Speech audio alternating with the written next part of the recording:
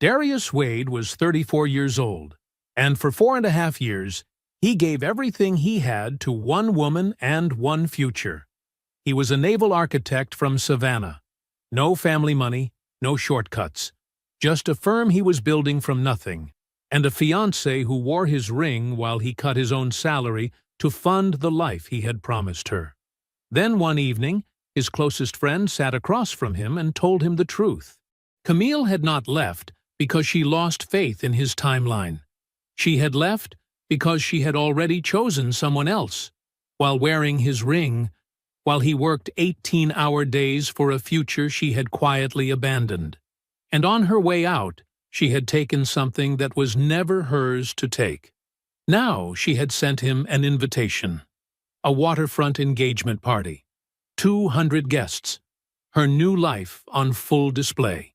She wanted him to walk in from the parking lot and witness everything she had upgraded to. What Camille Broussard did not know was what was sitting 2 miles offshore, and what was about to dock. Before we jump into the story, comment where in the world you are watching from and subscribe, because tomorrow's story is one you need to hear. The morning fog rolled off Charleston Harbor like a silk sheet being drawn back, revealing the Meridian's elegant silhouette against the rose-gold sunrise.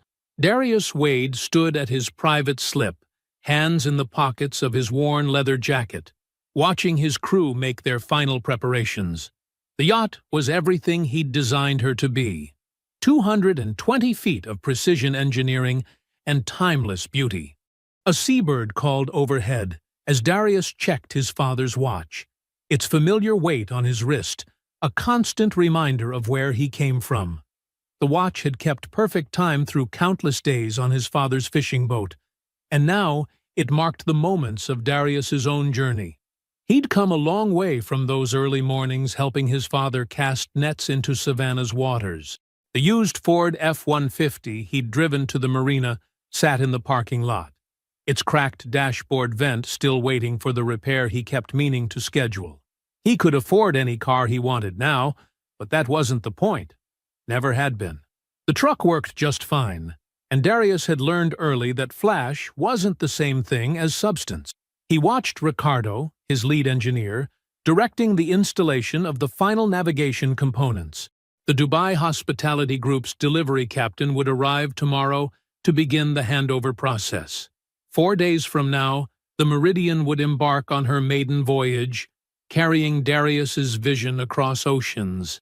The memory of Camille's smile flickered through his mind, not the last one when she'd returned his ring, but the one from that Tuesday night at the restaurant.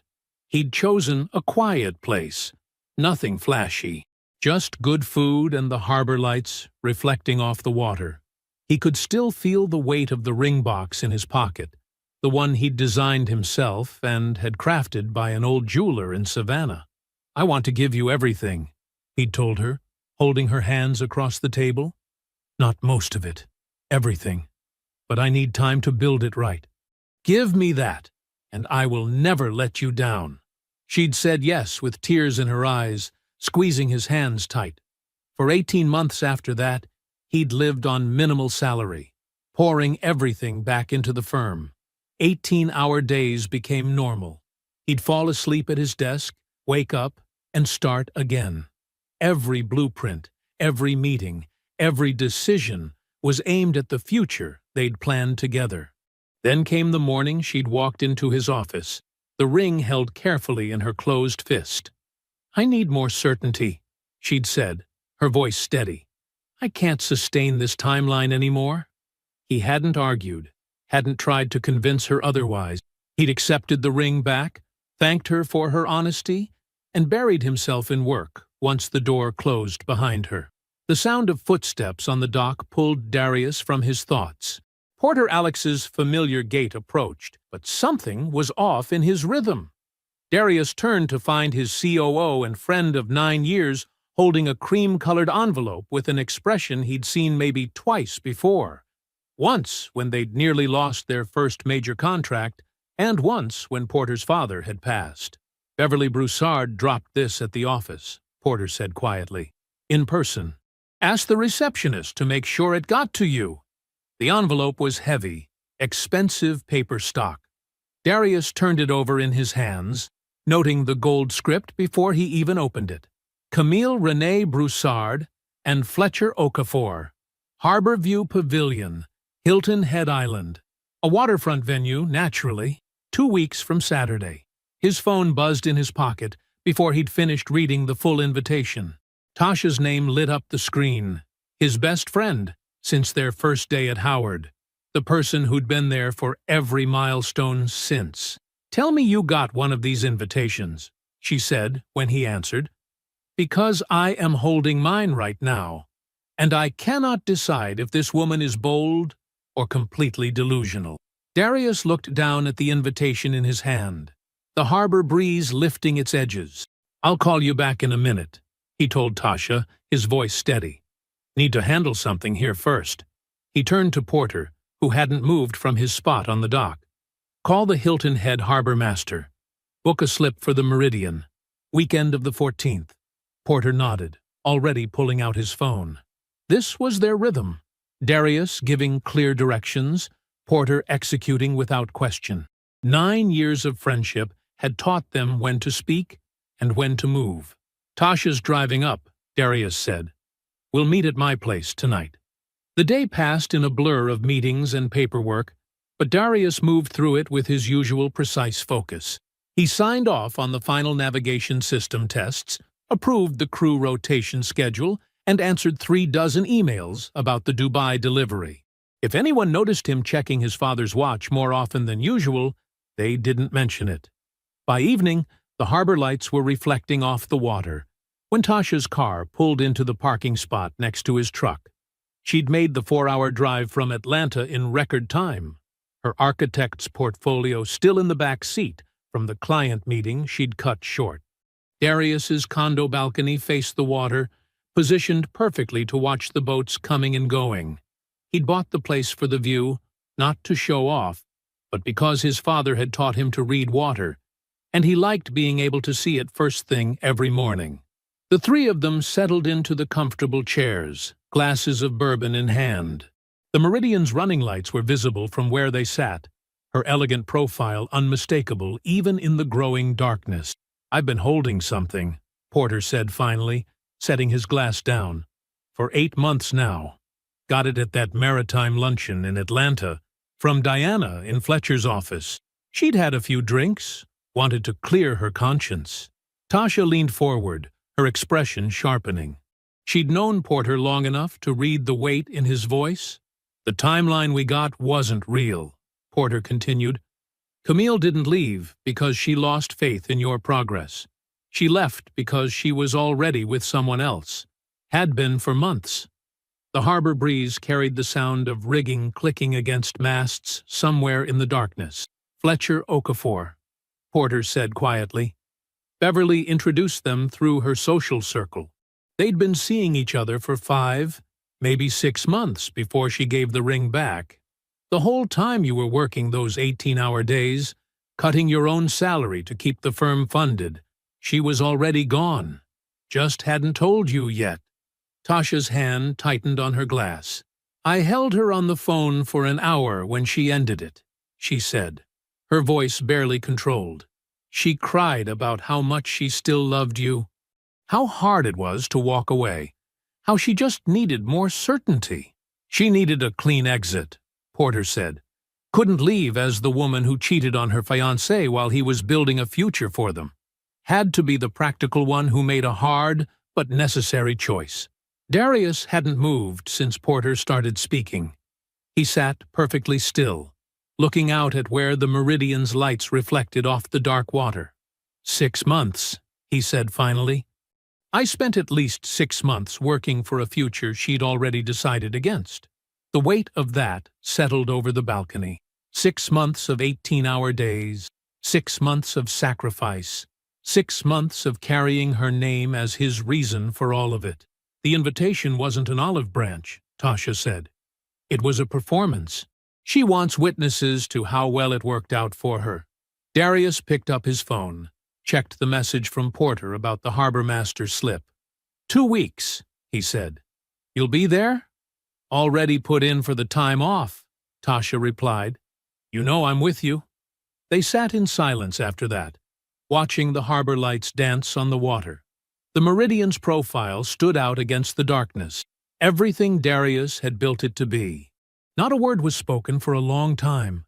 None needed to be. The Meridian's tender boat cut smoothly through the darkening water, its wake barely disturbing the harbor's surface. Darius sat perfectly straight, one hand resting on his father's watch, while Tasha adjusted her wine-red dress beside him. The evening air carried music and laughter from the Harborview Pavilion ahead, where string lights traced graceful patterns against the deepening sky. "Ready?" Tasha asked quietly, though she already knew the answer. Darius had been ready since the moment Porter handed him that invitation. He nodded once, his expression calm and focused, the same look he wore when reviewing design specifications or signing major contracts.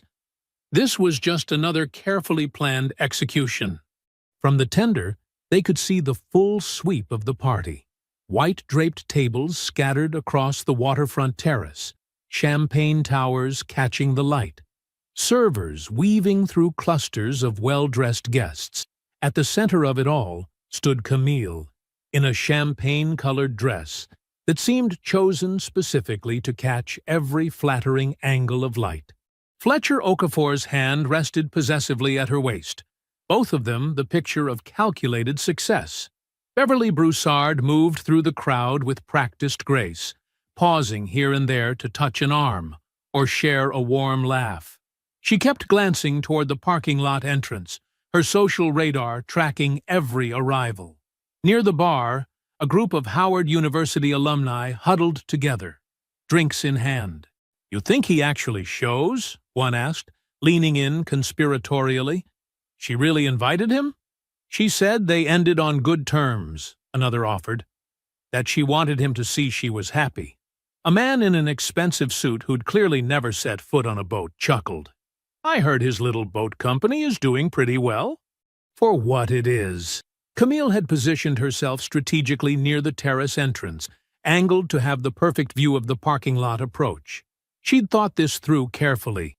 Darius walking in alone, crossing the crowded space while everyone watched, while she received him from her place of elevation with Fletcher beside her and success all around her. She checked the entrance again, adjusting her bracelet. The first heads turned toward the water almost simultaneously. A murmur started at the waterfront railing and rippled inward like a tide. Conversations stopped mid-sentence as more and more guests shifted to look. The Meridian moved through the harbor with the unhurried confidence of something that had never needed to announce itself. Her 220 feet of perfect engineering caught every string light and reflected it back doubled. The name on her hull stood out clear and bold. Meridian. Wade Nautical Works. The party didn't exactly stop. It transformed, like a room taking a sharp collective breath and holding it. The background music played on, but the human sounds, the laughter, the chatter, the clinking glasses, all suspended for 4 perfect seconds. The tender approached the dock with precise grace. Darius stepped out first, his charcoal suit cutting a clean line in the evening light. He turned and offered his hand to Tasha, who took it with the fluid elegance of someone who had practiced exactly this moment in her mind. Her wine-red dress caught the breeze just enough to seem intentional. They walked toward the party together, his measured steps matching hers perfectly. The silence followed them, broken only by whispers and the soft sound of their shoes on the dock. Camille's face did something complicated. A series of micro-expressions cycling through as her carefully rehearsed greeting collapsed. The gracious smile she'd practiced for a parking lot arrival had no foundation here. Fletcher's jaw tightened visibly, his hand tensing at Camille's waist. Beverly's champagne glass stopped halfway to her lips and stayed there, forgotten. Darius's eyes found Camille's across the terrace. His smile was neither cruel nor triumphant, just the settled expression of a man who had already done all the necessary calculations and was simply waiting for everyone else to complete theirs. He reached for a champagne flute as a server passed, his movement casual and unhurried. Without taking his eyes from Camille's, he spoke to Tasha just loudly enough for the nearest circle of guests to hear clearly. Beautiful venue. Good water access. Tasha raised her glass in silent response, her eyes holding all the words that didn't need to be said. The altered atmosphere settled over the party like a fine mist. Glasses clinked, and conversations continued. But every laugh seemed just a touch too deliberate, every gesture slightly more considered. The string lights still sparkled against the darkening sky, but they now felt less like celebration and more like spotlight. Camille took exactly 15 minutes to reconstruct her composure. She smoothed her champagne-colored dress, touched her perfectly styled hair, and approached Darius with the gracious smile she'd spent 2 weeks perfecting. It worked harder now, the corners of her mouth tighter than she'd planned. "Darius," she said warmly, as though his arrival by super yacht hadn't just rewritten her entire evening. "I'm so glad you could come." He turned to her with the easy courtesy he showed everyone. Clients, employees, strangers. Nothing more, nothing less. "Beautiful party," he said, his voice carrying no edge at all. "The flowers are lovely. Smart choice for the season." She waited for more, for some crack in the surface where she could find the hurt man she'd prepared herself to manage.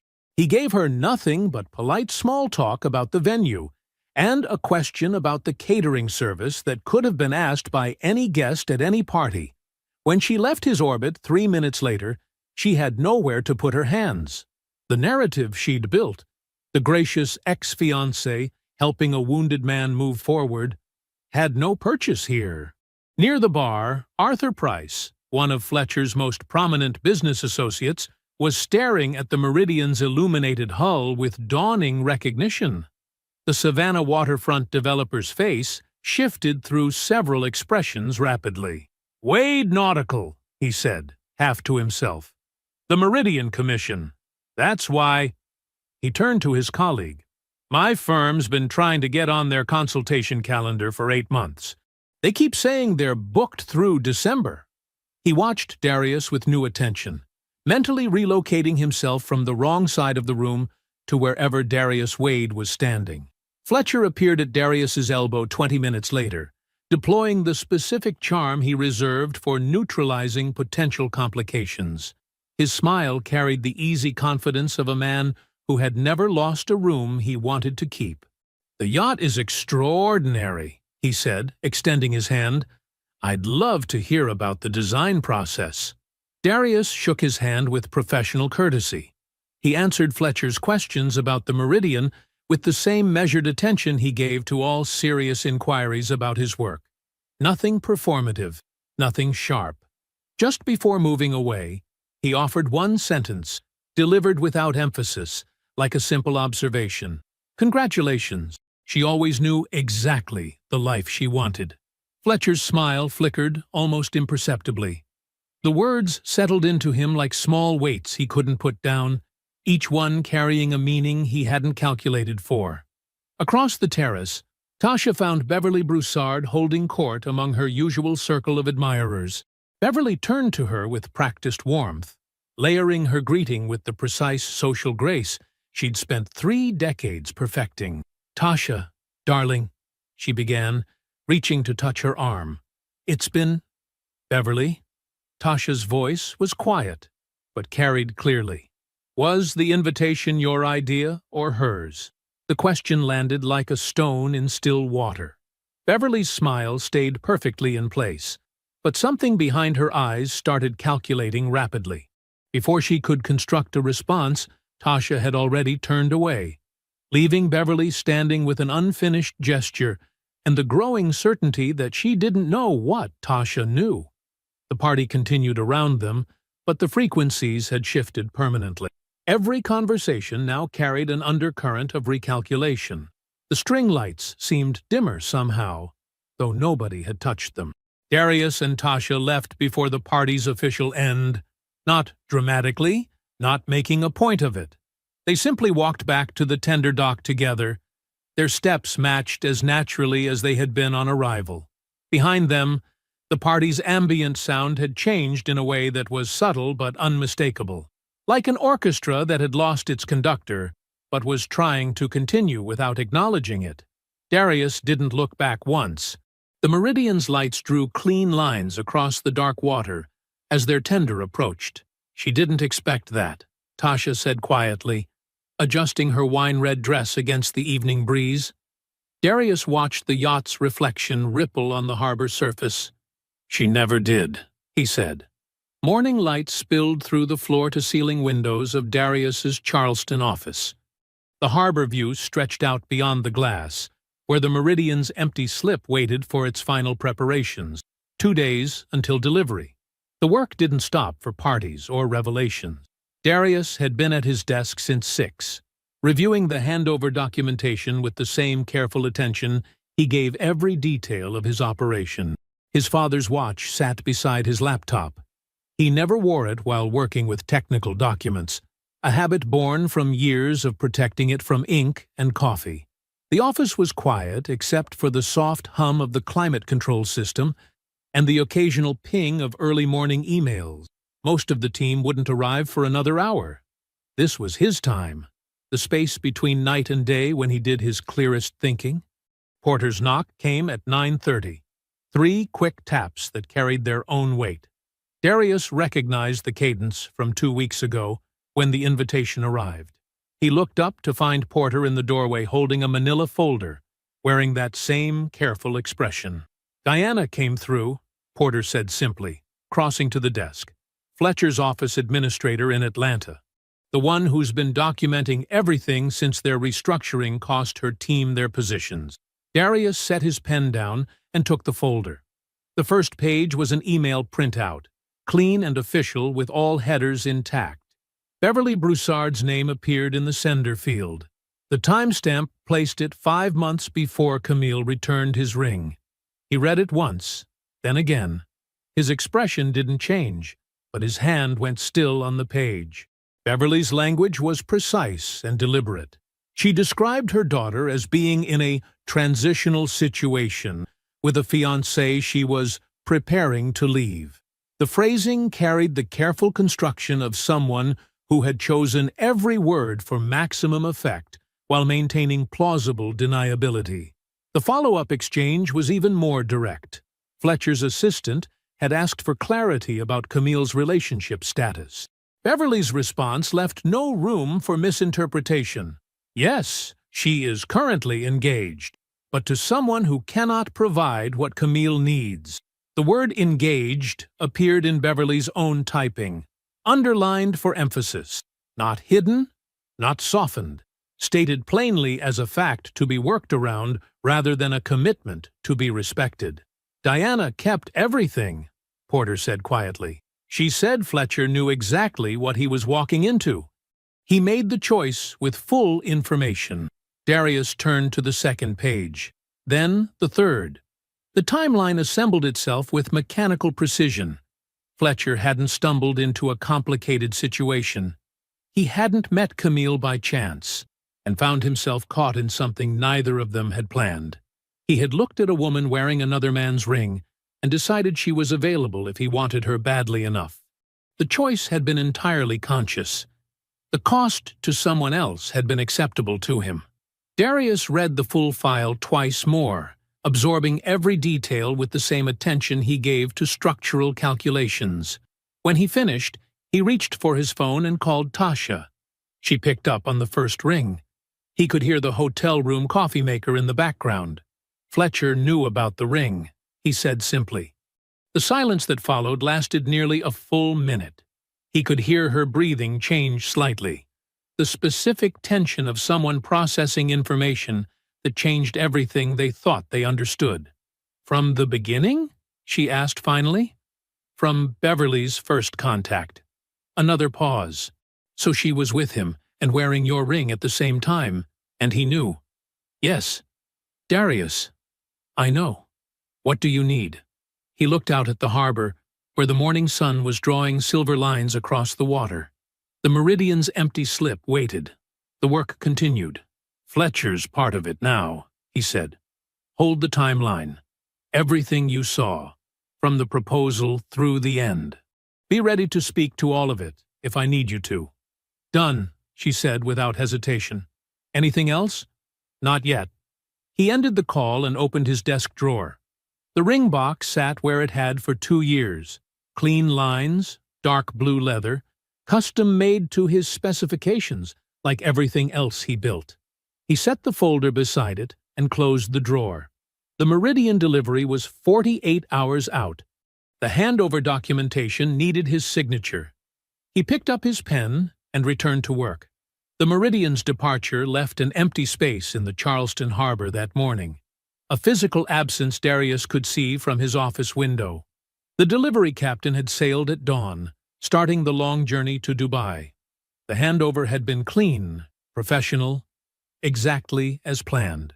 Now, Darius sat at his desk, reviewing a stack of financial documents his accountant Marcus had flagged during what should have been a routine historical audit. The morning light caught the edge of his coffee cup, still untouched. He had been reading the same page for 10 minutes, trying to make sense of what the numbers were telling him. Marcus had highlighted several entries from the period 18 to 24 months ago, the final stretch of his engagement to Camille. These access logs don't match any normal bookkeeping patterns, Marcus had said, pointing to a series of system timestamps. She was pulling files that had nothing to do with accounts. Darius remembered clearly why Camille had access to those systems. She had offered to help with the books during the firm's early growth phase, when they were still operating lean and reinvesting everything. He had trusted her completely. She was wearing his ring, building their future alongside him. The thought left a metallic taste in his mouth now.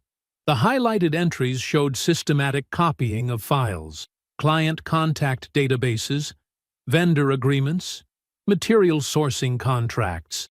But the timestamps that made his hand go still were attached to a specific set of design files. His preliminary concept work for a mid-range charter vessel, developed before the Meridian Commission had put Wade Nautical on the international radar. He opened his laptop and pulled up a browser window. 8 months after Camille left, while he was still processing what he thought was a mutual recognition of incompatibility, Coastal Marine Design had announced a new vessel concept that had caught attention in the Charleston maritime community. He found their promotional materials with 3 clicks. The design was his, not similar, not inspired by, his work, translated almost line for line into their documentation. They had never explained where the concept originated. Now he knew. She had taken his work while wearing his ring. While he was working 18-hour days to build their future, she had been copying his designs to hand to his competitors. The betrayal was architectural. She had dismantled their relationship from the inside out, piece by piece, while he kept building. His finger touched his father's watch band absently. He picked up his phone and dialed Jerome Whitfield's direct line. His corporate attorney answered on the second ring. "Jerome, I need you to review something. Today, if possible. I have an hour at 2. Bring what you have." Jerome's office was all dark wood and leather, old Charleston money made professional. He reviewed the documentation without expression, the system logs, the timestamps, the competitive analysis showing market timing and design similarity. Porter had assembled everything in sequence, backed by Marcus's audit findings. When he finished reading, Jerome set the folder down and looked at Darius over his reading glasses. "Trade secret misappropriation," he said simply. "The access logs establish chain of custody. The market timing is clear. The design similarity is inarguable. We have a case. How clean? Very. The documentation is complete. The timeline is tight. The competitive harm is quantifiable." Jerome's tone was clinical, like a doctor delivering test results. "We can file as soon as you give the word." Darius looked out Jerome's window at the harbor. The same water, different angle. The Meridian's wake was long gone. "Not yet," he said. "I want to be in position first." Jerome nodded once, understanding exactly what that meant. He had represented Wade Nautical since the beginning. He had watched Darius build from nothing, carefully and completely. He knew how the man worked. "I'll prepare the filing," Jerome said. "Ready when you need it." The drive home was quiet. Charleston's evening lights painted silver lines on the harbor water. His truck's cracked dash vent still needed fixing. His father's watch caught the streetlight as he turned onto his street. The betrayal had layers he was still discovering, but the work continued. He had learned that from his father. You finish what you start, no matter what changes around you. The water was the same. The path was the same. Only the company had changed. The morning sun painted long shadows across Darius's office as he spread the assembled pieces across his desk. Charleston was still waking up outside. The harbor traffic light, the city holding its breath before the day began. He touched each document in turn, mapping the board with the same precision he used when designing vessel structures. Jerome's prepared filing lay open, clean, and clinical in its documentation of trade secret misappropriation. The chain of custody was detailed in Marcus's audit findings. System timestamps showing Camille's systematic extraction of proprietary design work, while she still wore his ring. The competing firm's market launch 8 months after she left created a perfect timeline of intent and execution. The legal framework was ready, waiting only for his word. Diana's written statement sat beside it. Her willingness to formalize what she witnessed in Fletcher's Atlanta office if litigation became necessary. Her documentation of Beverly's initial outreach, the explicit acknowledgement of Camille's engagement, Fletcher's choice to proceed anyway. The word engaged remained underlined in Beverly's own language, a permanent record of informed participation. Porter's email archive filled another folder. Every communication between Beverly and Fletcher's team, organized chronologically. The progression was clear. From initial contact through courtship to the final execution, all while Darius worked 18-hour days building what he thought was their shared future. Porter had assembled it meticulously, the way he did everything. Tasha's witness value was less tangible but equally vital. She had been present for every critical moment. The proposal dinner she helped plan, the ring Darius designed, the phone call where she comforted Camille after the breakup, while Camille constructed her exit narrative. Her account of that period was precise and complete, ready to be formalized whenever Darius chose. He opened his laptop and found 2 new emails that shifted the entire timeline. The first was from the Atlantic Maritime Development Conference Organizing Committee, an invitation to join their design panel in Atlanta 10 days out. The subject line mentioned the Meridian specifically. They wanted the architect of a 90-mile successful commission on their stage. He opened the conference schedule PDF. There, in the morning keynote slot, Fletcher Okafor, speaking on waterfront real estate development trends. Neither of them had arranged this intersection. The professional world had simply drawn them into the same room. The second email was from his longtime client, Thomas Chen, who sat on Charleston's Maritime Regulatory Advisory Board. A courtesy heads-up. Fletcher's major waterfront development project had been pending consultation for 3 months. The project couldn't advance without advisory approval, and Thomas was the key voice on maritime consideration. Darius opened his calendar. He could see the whole board now. The conference would put Fletcher in front of the maritime community as a keynote speaker on waterfront development while his actual project sat stalled. The consultation timing was completely in Darius's control. He scheduled it for the week after Atlanta. Not to block the project. He had no interest in obstruction. But the timing mattered. Fletcher needed to understand exactly who he had underestimated before that consultation happened. His father's tackle box sat beside his desk. Weathered wood, salt-worn brass fittings, 30 years of fishing mornings held in the grain.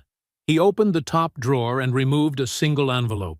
Inside, a handwritten letter he had composed 2 months after Camille left, when the grief was still raw and the truth still hidden. He had never sent it. He placed it in the drawer and closed it quietly. He might not need it now. The assembled pieces would speak more clearly than any letter could. His phone buzzed. Tasha, checking in from Atlanta. He let it go to voicemail. Outside his window, the harbor traffic was picking up, boats moving through morning light. The water knew what it was doing. So did he. He made no calls to Camille or Fletcher. He posted nothing online, made no public statements, gave no indication that anything was in motion. The people who needed to know already knew. Everyone else would understand soon enough. The morning sun had shifted, painting new shadows across his desk. He gathered the documents into his father's tackle box, each piece in its place. The work would speak for itself. It always had. He closed the drawer with the letter inside. The brass fitting caught the light like his father's old watch. Some things didn't need to be said. They just needed to be true. The Savannah restaurant gleamed with old-world charm. Polished wood, brass fixtures, white tablecloths pressed crisp as judgment. Tasha arrived 15 minutes early and chose a corner table with clear sight lines.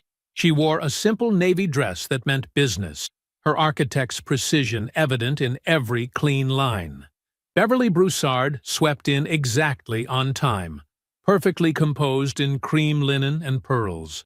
Her entrance carried 3 decades of social mastery, the kind of presence that usually commanded any room it entered. She moved toward Tasha with practiced warmth, arms opening for an embrace that assumed its welcome. "Tasha, darling, it's been too long." Tasha stood but didn't step forward, letting Beverly's attempted embrace become an awkward pause. "Thank you for meeting me, Beverly." Beverly recovered smoothly, settling into her chair with the fluid grace of someone who had never lost a social exchange in her memory of events. Of course. We have such history, after all. And after the party." She let the sentence trail diplomatically. "Yes," Tasha said quietly, "after the party." The waiter appeared with water, crystal glasses catching afternoon light. Beverly ordered white wine, with the easy authority of someone who knew the wine list without looking. Tasha requested sparkling water, her voice level and unhurried. "I've been thinking about that night," Beverly continued, her tone carefully modulated. "Perhaps the invitation was premature. But Camille so wanted to include everyone who matters to her." Tasha let the silence stretch until Beverly's wine arrived. She watched Beverly take the first practiced sip, waiting for the moment she felt most secure in her social choreography. Then she placed the folder on the white tablecloth. "I need you to look at something, Beverly." Beverly's smile remained fixed, but her eyes flickered to the folder. "What's this about?" "This is about what you knew, and when you knew it." Tasha opened the folder with architect's precision. "This is your email to Fletcher's assistant, the first contact, while Camille was still wearing Darius's ring." She turned the page so Beverly could read her own words. The date. The phrase, transitional situation. The word engaged, underlined in Beverly's careful language. "This is your follow-up," describing Darius as someone who couldn't provide what Camille needed. "You wrote that while he was cutting his own salary to keep his firm funded, while he was working 18-hour days, building exactly what she said she wanted." Beverly's hand trembled slightly as she set her wineglass down. "Tasha, I don't know where you got these, but Diana in Fletcher's office provided them. She has agreed to make a formal statement if necessary." Tasha's voice remained perfectly controlled. She remembers every conversation. The restaurant continued its elegant afternoon rhythm around them, but Beverly's carefully constructed poise was cracking. Her fingers moved to her pearls, an unconscious tell. "What does he want?" The question came out smaller than Beverly intended. "Darius doesn't want anything from you, Beverly." Tasha closed the folder deliberately. "But Camille needs to tell Fletcher everything. The complete truth. The ring, the timeline, the affair, how it actually started." not a version. All of it. I don't see why. Before the conference, Tasha's voice was quiet, but carried absolute certainty. She needs to tell him before Darius does. Beverly's social arsenal, 3 decades of gracious deflection and careful management, found no purchase here. She reached for her water glass, found it still full, set it down again. You raised her to measure a man by what he had in his hand right now, Tasha said, each word precise as a blade. Not what he was building, not who he was, just what he could provide in that moment. And she believed you completely. She stood, smoothing her dress with steady hands. Think about what that cost him, Beverly, and what it's going to cost her. She left the folder on the white tablecloth beside Beverly's untouched water glass. The restaurant's afternoon light painted long shadows across the table, across Beverly's frozen expression, across the documented evidence of choices that could no longer be managed through social grace. Beverly sat alone, her carefully constructed world splintering around the edges. Her phone lay in her purse. Camille's number stored in favorites. A call she now had to make. The folder sat like a judgment between her water glass and her half-finished wine. She had spent 30 years teaching her daughter to curate the right life. She had never imagined having to tell her that the life she chose might cost more than either of them calculated.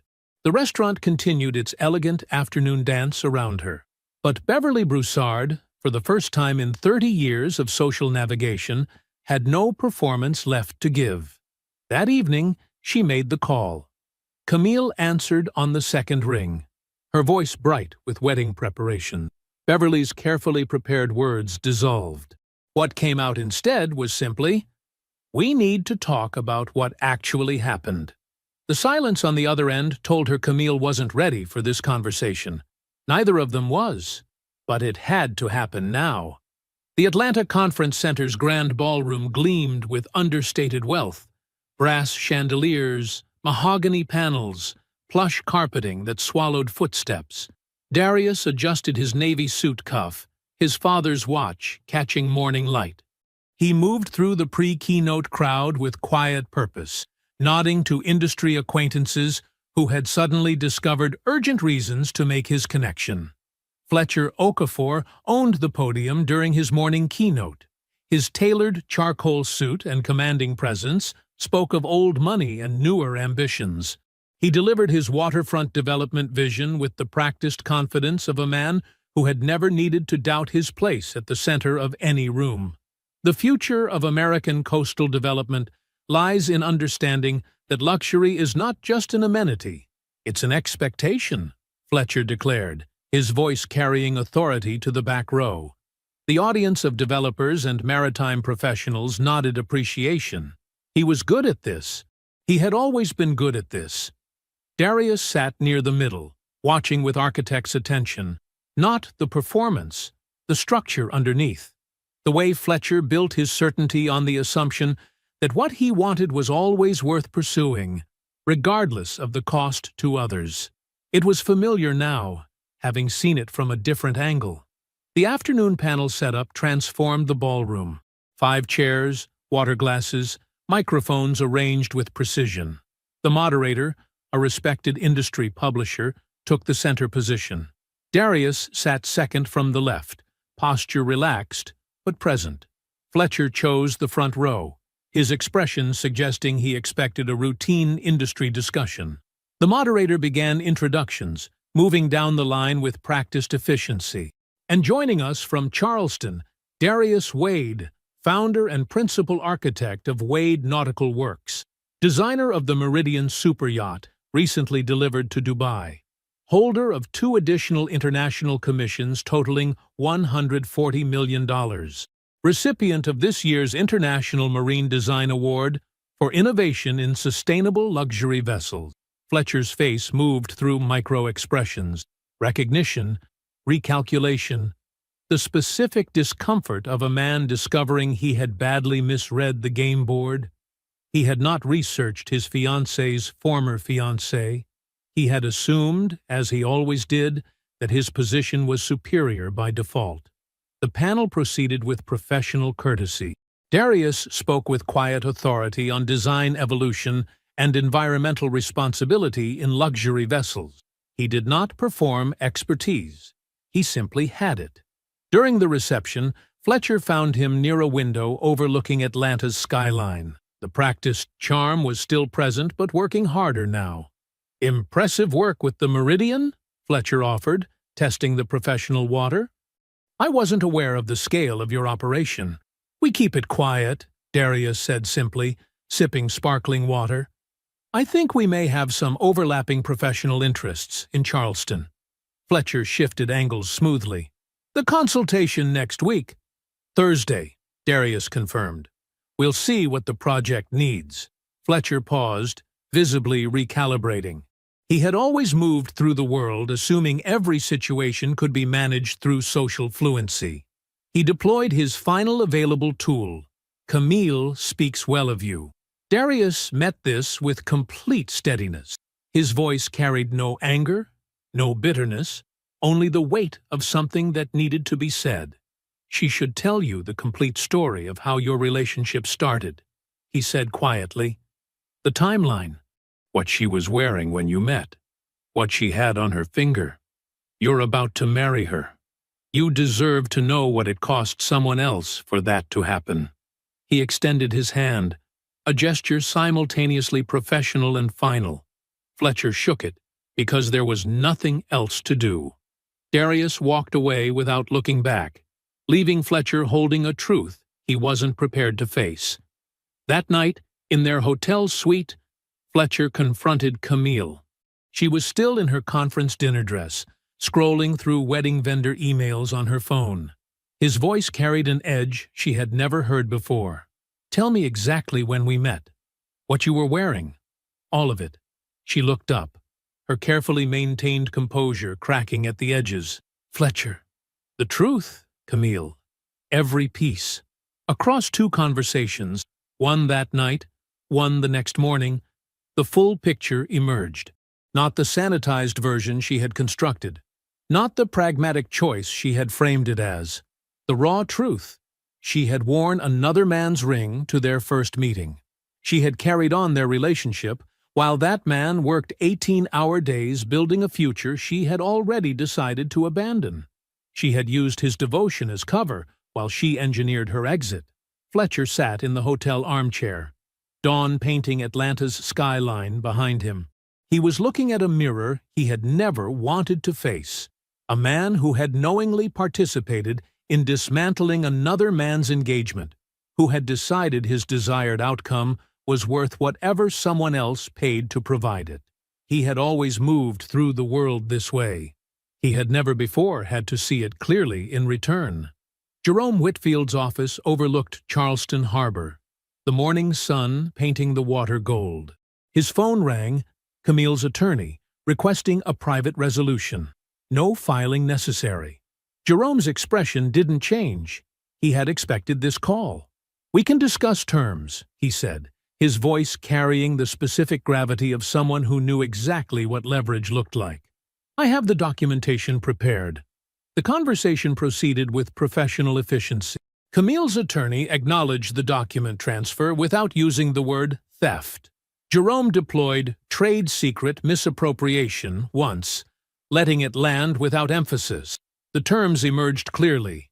A substantial payment to Wade Nautical Works, a non-disclosure agreement with precise language, and, most importantly, a documented record that would live permanently in both firms' archives. What was taken, by whom, and when. The settlement papers arrived by courier that afternoon. Jerome reviewed each page with meticulous attention, noting how Camille's signature carried a slight tremor on the final document. The record was established now. The narrative she had constructed could no longer be maintained. Fletcher's Charleston waterfront development project met its end with similar efficiency. The regulatory maritime consultation, conducted by the advisory body whose key member had worked with Wade Nautical for 6 years, revealed what Darius hadn't needed to expose: a pattern of over-leveraged financial commitments that made the project fundamentally unstable. The advisory body's report was clinical and devastating.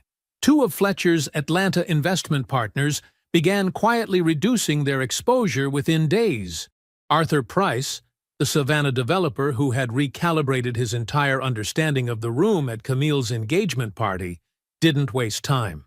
His email arrived at Wade Nautical with a competing Charleston proposal already attached.